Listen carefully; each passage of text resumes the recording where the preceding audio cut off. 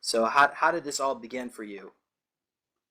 It it began, I would say, leading up prior to being picked up when I was 19 for about a year. I had been starting to wake up. I really got into monoatomics and alchemy, and I was basically starting to unplug and just go out to the forest and meditate. And I was doing a lot of cleansing and monoatomics and meditation type work. And so I was opening myself up spiritually, and and then all of a sudden the craft appeared above me, like I described, because I'd go to the forest, whether it was just to meditate or go on a bicycle ride. It was meant to kind of get away from the grid and actually reconnect with nature and open myself up a little bit. So I think I just opened myself up, but also the monoatomic side of things. That's an amplifier in terms of psychic ability.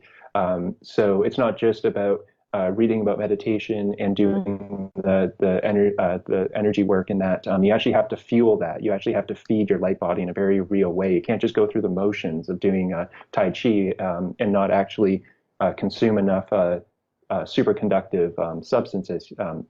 Ormus is a superconductor, causes your cells to superconduct. So basically, it's an amplifier of consciousness, and it really does induce astral travel, telepathy, all the psychic abilities. It enhances it. So I was actively on the ascension alchemy path, and so I think that's why even though I was selected right before my 20th birthday, I was still a candidate in terms of being an empath, which is a auxiliary force. That's not serving in the front lines. I'm not a military combat specialist. I'm not a super soldier in the full sense of the word.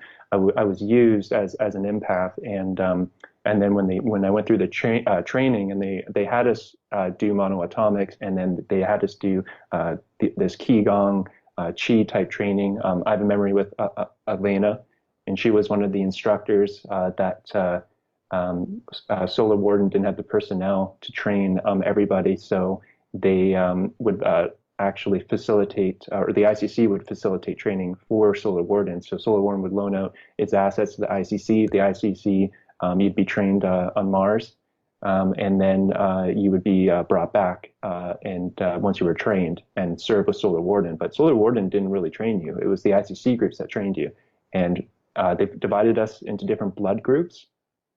The rhesus negatives were the assassin super soldier types that usually were already in the military or were going to be used in the front lines as an actual soldier warrior type. And then I'm an O positive. The positive blood types.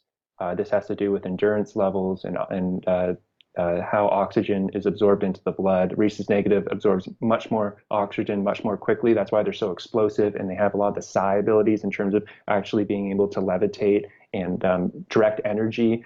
Anthony Zender, I think, is a rhesus negative, and just look at his fighting career. Hits hard and fast like a scorpion, and but I think is aware that he can't come at someone that intensely and sustain that for longer than a couple minutes. You get tired very quickly, even as a professional fighter or a soldier. But during that small window of when they're explosive, the rhesus negatives, if they have psi abilities and if they're a star seed and they can tap into that side of them, they're incredibly explosive. I wouldn't be surprised if Michael Prince is a rhesus negative as well, just based on he's a military type, like Anthony.